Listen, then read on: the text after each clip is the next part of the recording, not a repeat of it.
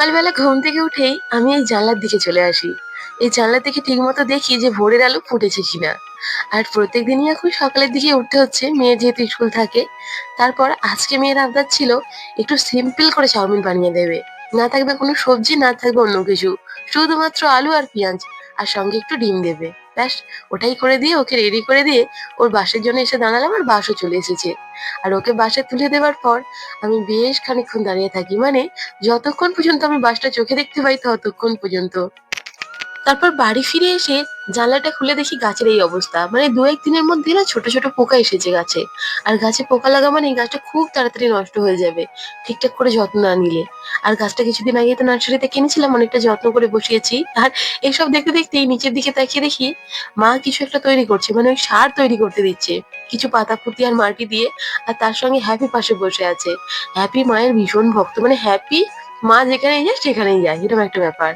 আর আমি সকালে স্নান করে নিই, কারণ সকালে যদি না স্নান করি সারাদিনেও আমার আর স্নান হবে না। ঠিক এদিক ওদিক করতে করতে স্নানটা দেরি হয়ে যাবে। আর শীতকাল পরে থেকে এত পরিমাণে হেয়ার ফল হচ্ছে, মনে হচ্ছে ন্যাড়াই হয়ে যাব। তো এইসব করে আমি নিচে চলে আসি প্রত্যেকদিনই রান্না করবো বলে। আর মা আমাকে কদিন ধরেই বলছিল যে আমি কদিন কাঠেই ভাতটা করবো, আমাদের অনেক কাঠ জমে আছে। কালীপুজোর সময় তো অনেক টুকটাক মোমবাতি জমা হয়, তো সেইগুলোকেই মা একসঙ্গে গলিয়ে একটা সুন্দর বাতি তৈরি করেছে। আর আমায় বললো যে এটা দেখিয়ে দে কেমন করেছি। আমি বললাম খুব সুন্দর হয়েছে।